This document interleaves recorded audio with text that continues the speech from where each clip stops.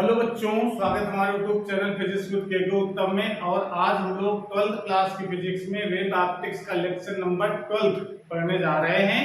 और आज का टॉपिक है पोलराइजेशन ऑफ लाइट, यानी प्रकाश का ध्रुवण क्या होता है। ठीक है, ये वेव ऑप्टिक्स का एक लास्ट टॉपिक है, लेकिन पोलराइजेशन के लास्ट वीडियो नहीं है। हम पोलराइजेशन टॉपिक को कम से कम 4 या 5 वीडियो में खत्म करेंगे। तो शुरू करते हैं। आज हम लोग ध्रुवित अध्रुवित प्रकाश क्या होता है, ध्वनि में प्रकाश, ध्वनि में ध्रुवण क्यों नहीं होता है जबकि प्रकाश में ध्रुवण होता है, ये भी जानेंगे। ठीक है, तो शुरू किया जाए।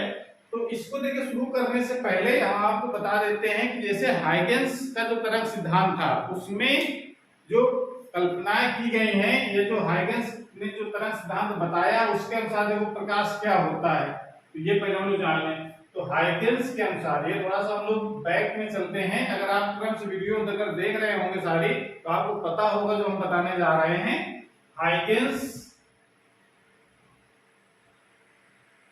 के तरंग सिद्धांत के अनुसार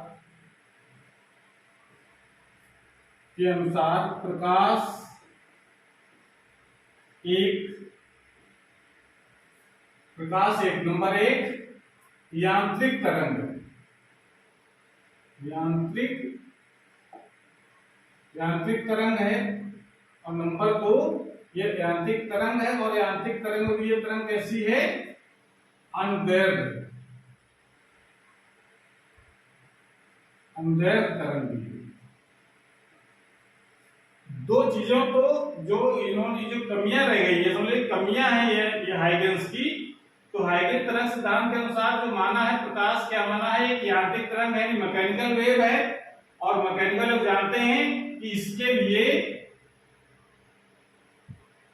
माध्यम की आवश्यकता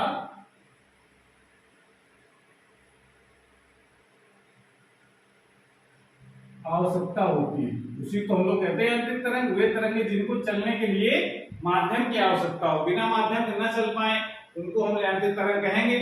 तो अब जैसे सूर्य से पृथ्वी तक प्रकाश आता है, तो बीच में ऐसा भी जगह मिलती है जहां पर कुछ नहीं है, यानी माध्यम नहीं है, कोई निर्वात है, तो वहां प्रकाश कैसे आ जाता है। तो हाइगेंस ने कहा कि निर्वात है, कुछ नहीं होता है। हम एक ऐसे काल्पनिक माध्यम की परिकल्पना करेंगे जिसको नाम दिया है ईथर। और ईथर में सारे गुण मौजूद हैं जो प्रकाश को चलने के लिए चाहिए। ठीक है, ये हम लोग डिटेल में पढ़ चुके हैं इसके पहले। और उन्होंने लंबी चौड़ी एक थ्योरी प्रस्तुत की, जिसको ईथर थ्योरी कहते हैं। ठीक है ना। और दूसरी क्या बात होता है कि ये तरंगे जो है प्रकाश कैसी है, अनबेयर्ड है। अनबेयर्ड होने का मतलब जिस दिशा में प्रकाश चलेगा, माध्यम के कण उसी दिशा में कंपन करेंगे। इस दिशा में कंपन करेंगे, इस दिशा में कंपन करेंगे, इस दिशा में कंपन करेंगे, या तो इस दिशा में कंपन करेंगे। ऐसे तरंग चलने की दिशा के लंबवत। तरंग अगर ऐसे चल रही है तो माध्यम के कण ऐसे ऐसे कंपन करेंगे। ठीक है, तरंग जाएगी तो माध्यम के कण इस तरीके से कंपन करेंगे। तो ये अवदैर्घ्य तरंग की विशेषता होती है कि तरंग चलने की दिशा के अनुदिश, ये तरंग चलने की दिशा हो गई, चलने की दिशा, तरंग चलने की दिशा इस दिशा में, उसी के अनुदिश कंपन हो रहे हैं, तो यह अवदैर्घ्य तरंग हो गई। ये तो हाइगेंस का तरंग सिद्धांत था। लेकिन जो आधुनिक जो प्रकाश के बारे में जो खोज है, ठीक है ना, ये आधुनिक खोज के अनुसार, तो आज हम लोग जो मान रहे हैं प्रकाश के बारे में, वो क्या है। तो आधुनिक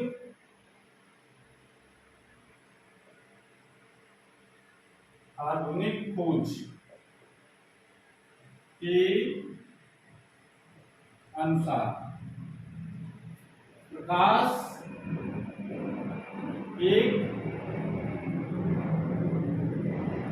नंबर एक विद्युत चुंबकीय तरंग, कौन तरंग है, विद्युत चुंबकीय तरंग।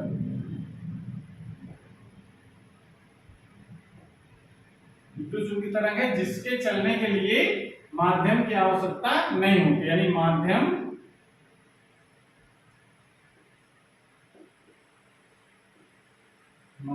आवश्यक नहीं।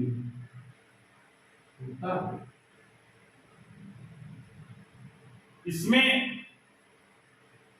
तरंग चलने के लिए ये ऐसी प्रकाश को माना कि प्रकाश एक ऐसी तरंग है जिसके चलने के लिए माध्यम की आवश्यकता नहीं होती है, उनको कहा जाता है विद्युत चुंबकीय तरंग। तो प्रकाश कहा गया, प्रकाश एक विद्युत चुंबकीय तरंग है, और दूसरा इसका बिल्कुल उल्टा मान लिया, ये प्रकाश एक ऐसी तरंग है अनुप्रस्थ तरंग।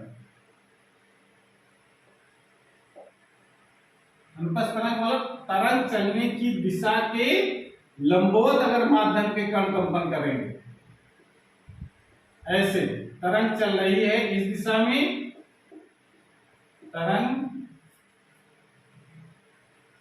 चलने की दिशा होगी, तरंग चलने की दिशा के लंबवत, तरंग अगर इस दिशा में चल रही तो माध्यम के कण ऐसे ऐसे कंपन हो, तब कहेंगे ये अनुप्रस्थ तरंग होती है। लेकिन अब देखिए इसमें बात ये आती है कि यांत्रिक तरंग के कारण माध्यम आवश्यकता होती है, तो माध्यम के कण कंपन करते हैं तरंग चलने की दिशा के अनुदिश। अब जब इस प्रकाश को आ गया इसके लिए माध्यम की आवश्यकता है ही नहीं, और फिर कौन कंपन करेगा जब माध्यम के कण है ही नहीं, माध्यम है नहीं तो माध्यम में कण भी नहीं है, तो फिर कंपन कौन कर रहा है? तो कौन कंपन करता है? विद्युत क्षेत्र और चुंबकीय क्षेत्र। प्रकाश में कंपन कौन करता है? विद्युत क्षेत्र और चुंबकीय क्षेत्र कंपन करते हैं, और कंपन इस प्रकार से करते हैं कि जिस दिशा में प्रकाश चलता है उस दिशा के लंबवत विद्युत वेक्टर के कंपन और चलने की दिशा और विद्युत वेक्टर कंपन की दिशा दोनों के लंबवत चुंबकीय क्षेत्र कंपन करता है। ठीक है ना? तो इस प्रकार से कह सकते हैं कि तरंग अगर हम इस तरीके से चल रही है, तरंग चलने की दिशा अगर ये है तो चुंबकीय, ये मान लो एक्स अक्ष दिशा है, ये तरंग चलने की दिशा हो गई।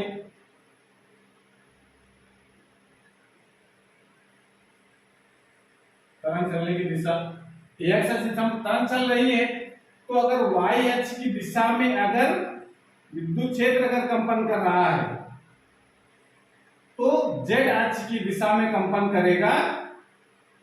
ये जेड अक्ष की दिशा में, ये वाई अक्ष हो गया, जेड अक्ष की दिशा में कंपन कौन करेगा? चुंबकीय क्षेत्र, यानी विद्युत क्षेत्र जो है वो इस तरीके से कंपन करता हुआ आगे जाता है ऐसे। चुंबकीय क्षेत्र जो कंपन करता है वो इस तरीके से हम लोग दिखाते हैं ऐसे।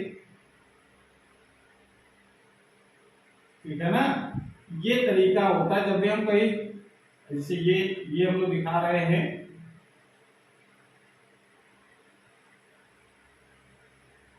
विद्युत चुंबकीय तरंग जब भी कहीं दिखाई जाती है, इलेक्ट्रोमैग्नेटिक वेव्स जिसको कहते हैं, उसका चित्र हम लोग इस प्रकार से दिखाते हैं। तो प्रकाश एक क्या है? विद्युत चुंबकीय तरंग, जिसमें कंपन कौन करता है? विद्युत क्षेत्र और चुंबकीय क्षेत्र, और दोनों कैसे कंपन करते हैं?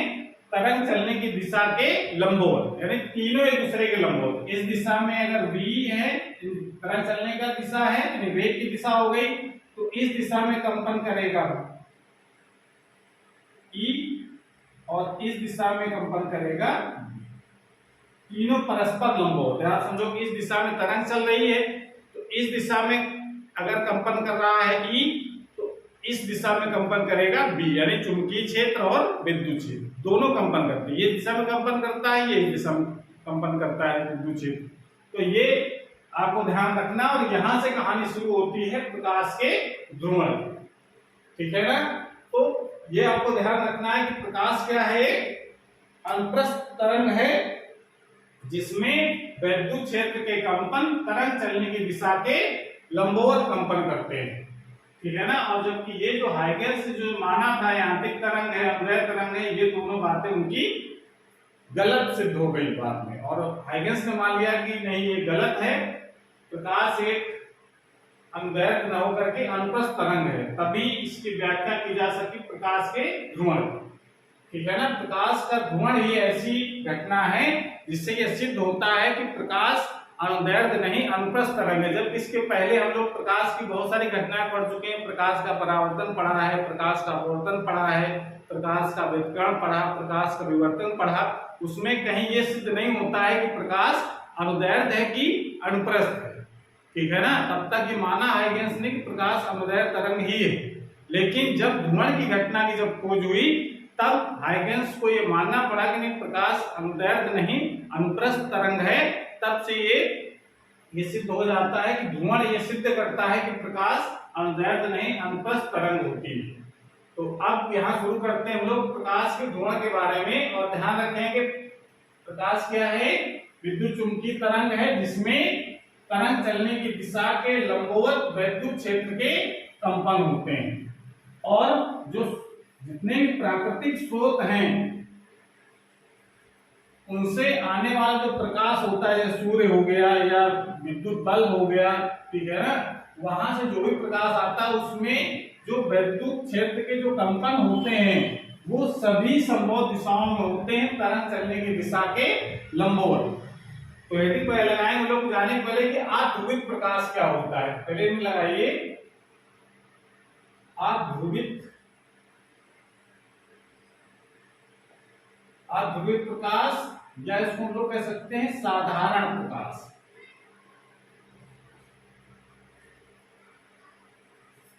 साधारण प्रकाश है, साधारण प्रकाश जो प्राकृतिक स्रोतों से आने वाला प्रकाश है, सूर्य से आने वाला प्रकाश हो गया या इलेक्ट्रिक लैंप से आने वाला प्रकाश हो गया, उसको हम साधारण प्रकाश कहेंगे। और ये ऐसा प्रकाश होता है जिसमें वैद्युत वेक्टर के कंपन तरंग चलने की दिशा के लंबवत सभी संभव दिशाओं में कंपन करते हैं, ठीक है ना। तो कह सकते हैं, परिभाषा क्या लिखेंगे इसकी, वह प्रकाश जिसमें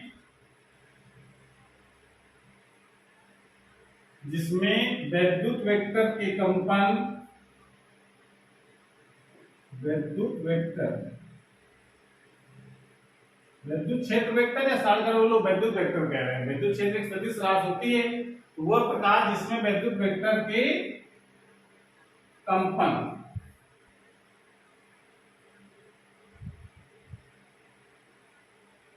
तरंग संचरण की दिशा के लंबवत सभी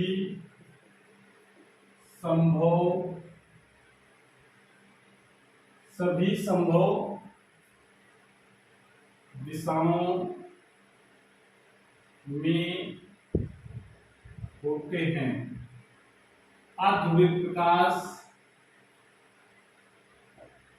अध्रुवित प्रकाश कहलाता है। ये आप परिभाषा लिख सकते हैं, वह प्रकाश जिसमें वैद्युत वेक्टर के कंपन तरंग संचरण करिए प्रकाश संचरण की दिशा, बात एक ही है, तरंग संचरण की दिशा के लंबवत सभी संभव दिशाओं में होते हैं, अध्रुवित प्रकाश कहलाता है। यानी आप कह सकते हैं, इसका रिप्रेजेंटेशन कैसे रहेगा, चित्र में कैसे दिखाएंगे, तो ये जैसे चित्र दिखाना है तो हम मान लेते हैं किस दिशा में प्रकाश चल रहा है, ये हो गई तरंग चलने की दिशा, तरंग चलने की दिशा। अब इसके लंबवत केवल क्या एक ही दिशा हो सकती है क्या, ये तरंग चलने की दिशा के लंबवत एक ही हो, जैसे तरंग इस दिशा में चल रही है तो हम ऐसे लाइन खींचेंगे तब भी इसके लंबवत रहेगी, ऐसे लाइन खींचेंगे तब भी ऐसे लंबवत रहेगी, ऐसे लाइन खींचेंगे तब भी, ऐसे लाइन खींचेंगे तब भी, ऐसे तो किसी भी डायरेक्शन में अगर लाइन खींचेंगे ऐसे तो वो सब तरंग चलने की दिशा के लंबवत होंगी। तो इसमें जो भी इस तरीके की जो डायरेक्शनें होंगी, जितनी संभव हो सकती हैं, वो सब संभव दिशाओं में विद्युत वेक्टर के कंपन अगर हो रहे हैं तो वो कहलाता है अध्रुवित प्रकाश। और नारायण इस तरीके से दिखाते हैं, ये अध्रुवित प्रकाश का सिंबल है, सभी संभव दिशाएं। जरूर नहीं कि आप बोर्ड में जरूर भरे लग रहा हो लंबवत नहीं है ये, पर रियल में ये लंबवत ही है, जितनी दिशा पॉसिबल है वो सब तरंग चलने की दिशा के लंबवत।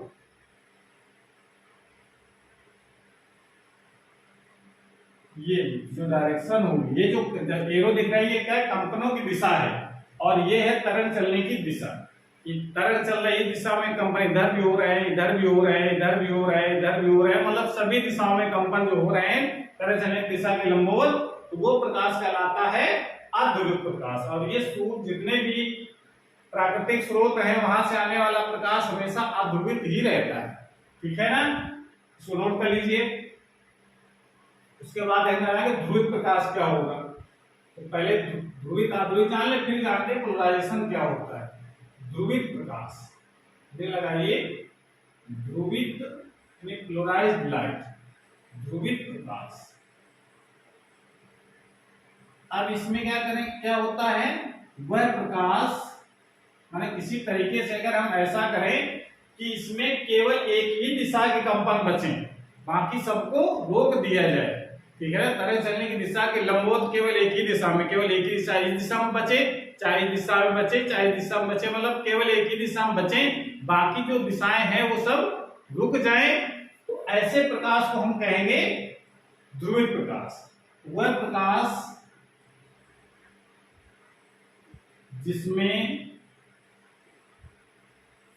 जिसमें वैद्युत वेक्टर के कंपन, वैद्युत वेक्टर के कंपन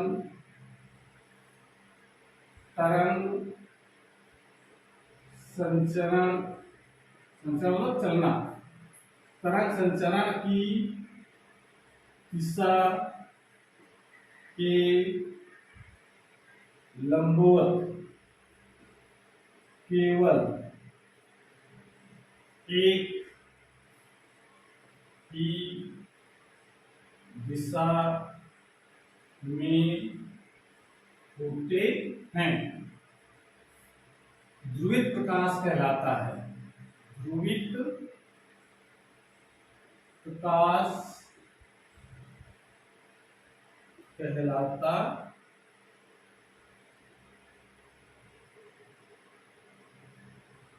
ध्रुवित प्रकाश कहलाता है, पोलराइज्ड लाइट कहलाता है, ठीक है।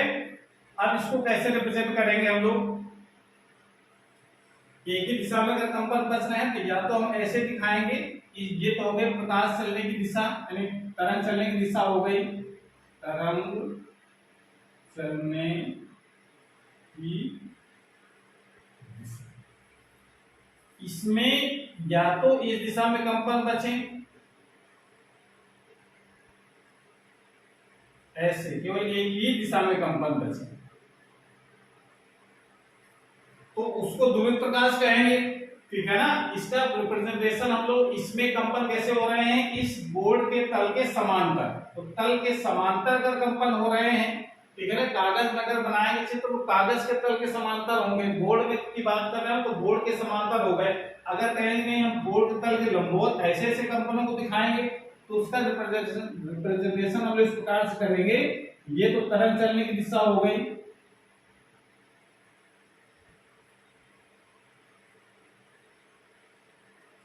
और इसमें हम जब तल के लंबवत जब दिखाएंगे तो यहाँ डॉट से दिखाया जाता है। तो ये दोनों जो प्रतीक हैं ये ध्रुवित प्रकाश प्रदर्शित करने के प्रतीक होते हैं। दोनों में अंतर क्या है, इसमें जो वैद्युत वेक्टर कंपन हो रहे हैं वो तल के लंबवत हो रहे हैं, ठीक है ना, और हमारा यानी इसमें जो कंपन हो रहे हैं, कंपन कैसे हो रहे हैं, कंपन तल के लंबवत, और इसमें कंपन कैसे हो रहे हैं, कंपन उसमें हो रहे हैं कंपन तल के समांतर, इस मतलब ये समझ लो कि इसमें कंपन जो इस तरीके से हो रहे हैं, ऐसे तो ऐसे ऐसे कंपन हो रहे हैं तो उसको हम लोग डॉटेड से दिखा दिया। इसमें कंपन हो रहे हैं इसके समांतर, तो इसको तीर द्वारा दिखाया है। इस प्रकार से ये ध्रुवित और अध्रुवित प्रकाश को हम लोग डिफाइन कर सकते हैं, जिसमें वैद्युत वेक्टर कंपन सभी संभव दिशाओं में हो, वो अध्रुवित प्रकाश जिसमें वैद्युत वेक्टर कंपन केवल एक ही दिशा में हो, उसको कहा जाता है ध्रुवित प्रकाश। तो ये हो कैसे जाता है जरा इसको समझते हैं, वही घटना हमारी पोलराइजेशन कहलाती है, इसको नोट कर लीजिए। उसके बाद फिर हम समझते हैं प्रकाश का ध्रुवण क्या होता है, ठीक है, नोट कर लिया।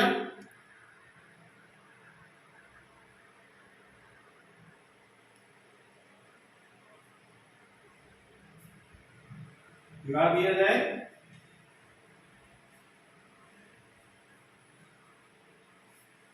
अब हेडिंग लगाइए प्रकाश का ध्रुवण क्या होता है। अभी तक तो हम कोई परिभाषा जान पाए कि ध्रुवित और अध्रुवित प्रकाश होता क्या है, उसको हम कैसे चित्र द्वारा प्रदर्शित करते हैं।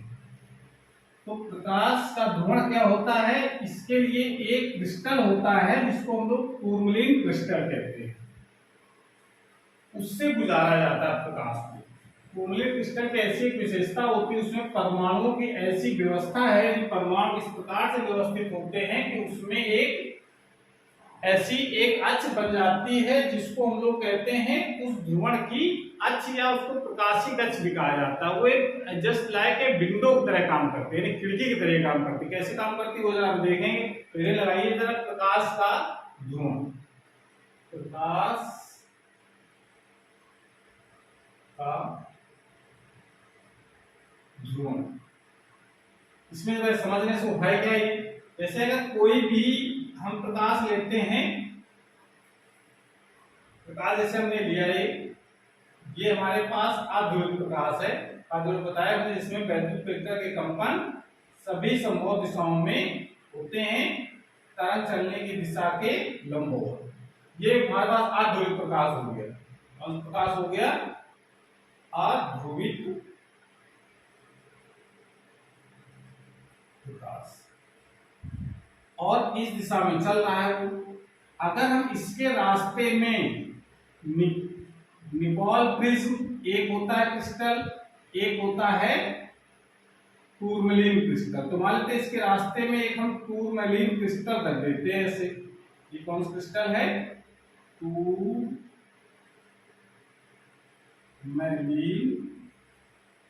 क्रिस्टल, टूरमैलीन क्रिस्टल हो गया, ठीक है। इसमें विशेषता होती है, इसकी एक अक्ष होती है। आप आज समझो कि एक तरीके से ये आप ध्यान समझ लीजिए देसी तरीके से, ये क्रिस्टल हो गया, इसमें खिड़की जैसी बनी होती है, आप ये समझ लेकिन रियल में दिखती नहीं खिड़की वहां। इसकी परमाणु संरचना ऐसी होती है कि वो खिड़की की तरह व्यवहार करती है। अगर जो कंपन इसके समांतर होंगे, भाई कंपन तो सभी संभव दिशाओं में हो रहे हैं, कंपन तो सभी संभव दिशाओं में हो रहे हैं ऐसे। ध्रुवित प्रकाश अगर अध्रुवित प्रकाश है तो सभी दिशाओं हो रहे हैं। जो कंपन इसके इस खिड़की के समांतर होंगे, यानी ऐसे हो रहे हैं, वो तो ये पार कर जाते हैं ऐसे, ठीक है ना। और बाकी जो कंपन है वो सब यहीं पर रुक जाते हैं। तो जब इससे प्रकाश बाहर निकलता है तो इसमें केवल इसी के समांतर जो कंपन हो रहे हैं, इसके जो सभी संभव दिशाओं में कोई न कोई तो समांतर कंपन इसके हो ही रहा होगा, तो इसके जो समांतर जो कंपन हो रहे हैं केवल उन्हीं को ये अलाउ करता है, बाकी सबको रोक देता है। ये हमारा प्रकाश कैसा मिल जाएगा, ध्रुवित प्रकाश, ध्रुवित प्रकाश मिल जाएगा ये। और ये जो घटना है इसको हम लोग कहते हैं पोलराइजेशन ऑफ लाइट, यानी प्रकाश का ध्रुवण। तो ये जो टूरमैलीन के जो क्रिस्टल है, या टूरमैलीन क्रिस्टल की जगह हम लोग निकोल प्रिज्म यूज कर लेते हैं। निकोल प्रिज्म ये प्रकाश को ध्रुवित करता है, ठीक है। ध्रुवण के और भी विधियां वो हम लोग अगले वाले वीडियो में पढ़ेंगे किस तरीके से प्रकाश को ध्रुवित किया जा सकता है। तो अब जरा देखो ये खिड़की तरह काम कैसे करता है। जैसे मान लेते हैं कि हमारे पास ये खिड़की हो गई है, ऐसे ये खिड़की है।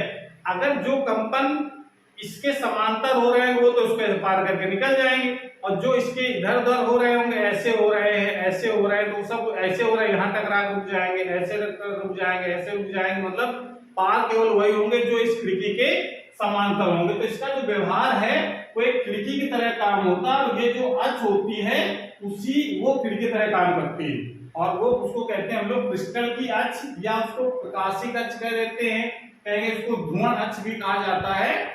तो जो ध्रुवण अक्ष या प्रकाशिक अक्ष के समांतर कंपन होते हैं केवल टूरमैलीन क्रिस्टल उन्हीं को पास करता है, समझ आ रहा है। तो जो पास करता है, तो इस ये जो घटना है कि निकलने के बाद केवल एक ही दिशा में कंपन बसते हैं, तो इस घटना को कहा जाता है प्रकाश का ध्रुवण कहते हैं। तो परिभाषा हम लोग क्या लिखेंगे इसकी, लिख सकते हैं जब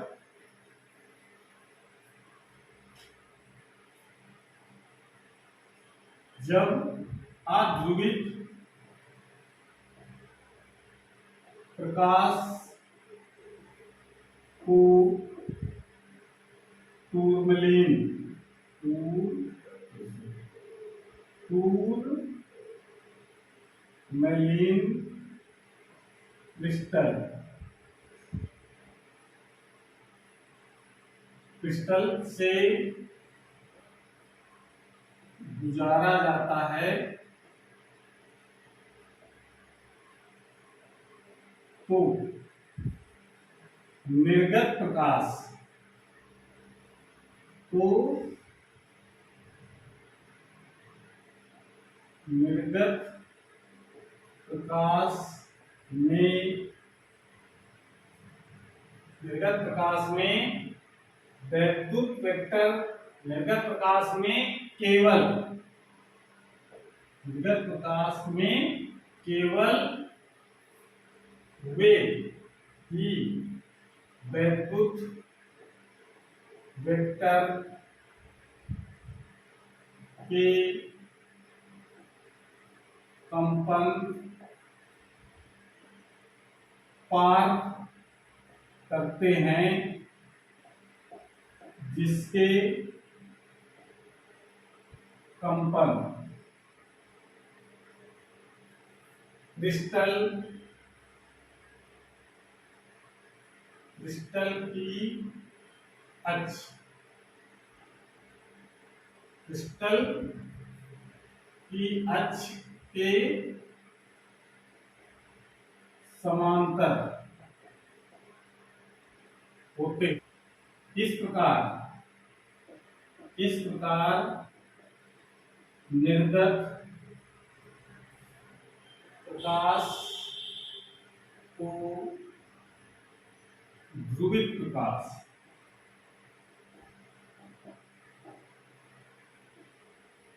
ध्रुवित प्रकाश कहते हैं तथा इस घटना को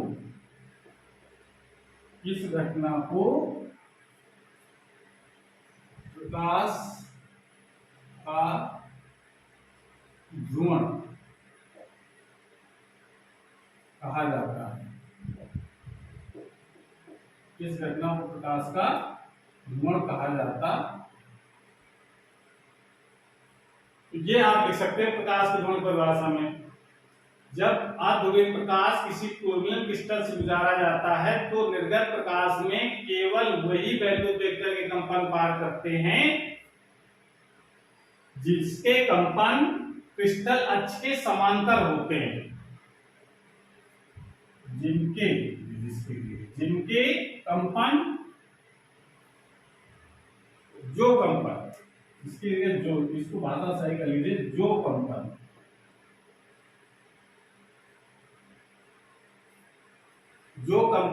क्रिस्टल अक्ष के समांतर होते हैं। इस प्रकार निर्गत प्रकाश को ध्रुवित प्रकाश कहते हैं तथा इस घटना को प्रकाश का ध्रुवण कहा जाता है। तो ये ध्रुवित प्रकाश हो गया जो बाहरी दिशा में कंपन हो रहे हैं, ठीक है ना। इस तरीके से हम इसको डिफाइन कर सकते हैं पोलराइजेशन ऑफ लाइट क्या होता है, और यहीं से पता चलता है कि प्रकाश एक अनुप्रस्थ तरंग होता है, अनुदैर्घ्य तरंग नहीं होता है। यही घटना, धुआं की जो घटना है, ये सिद्ध करती है कि प्रकाश कैसा है, अनुप्रस्थ तरंग है। अगर कंपन तरंग चलने की दिशा के लंबवत, मतलब ये खिड़की लगी हुई है, नहीं आप कह सकते हैं क्रिस्टल की अक्ष हो गई, तो क्रिस्टल की अक्ष के समांतर अगर तरंग दिशा में उसमें कंपन हो रहे हैं तब तो ये ऐसे पार ही कर जाएंगे, चाहे जिस दिशा में आ रहे हैं, ठीक है ना, ऐसे पार कर जाएंगे। लेकिन अगर लंबवत हो रहे हैं तो केवल वही पार कर पाएंगे जो इसके समांतर होंगे, तो ये समांतर होकर कैसे पार कर जाते हैं। तो ये चूंकि प्रकाश अनुप्रस्थ माना गया है इसी घटना को देख करके, ठीक है ना। अब बाकी इसके पहले जो घटना हमने पढ़ी है, विवर्तन, व्यतिकरण और परावर्तन, अपवर्तन, उसमें वो सब जो घटनाएं हैं वो ध्वनि में भी होती हैं। विवर्तन होता है, व्यतिकरण भी होता है, परावर्तन, अपवर्तन, वो सब जो घटनाएं हैं वो ध्वनि में भी होती हैं, ठीक है ना। लेकिन ये जो प्रकाश का जो ध्रुवण है, ध्रुवण एक ऐसी घटना है जो ध्वनि में नहीं होती, ध्वनि तरंगों में ध्रुवण नहीं होता है। क्यों? क्योंकि ध्वनि तरंग कैसी तरंग होती है, अनुदैर्घ्य तरंग होती है। अनुदैर्घ्य तरंग होने के कारण ध्वनि में ध्रुवण नहीं होता है। ठीक है ना, तो आप ये लिख सकते हैं इसमें, कभी एग्जाम में आ जाता है कि ध्वनि में ध्रुवण होता है कि नहीं होता है, तो आंसर देंगे नहीं।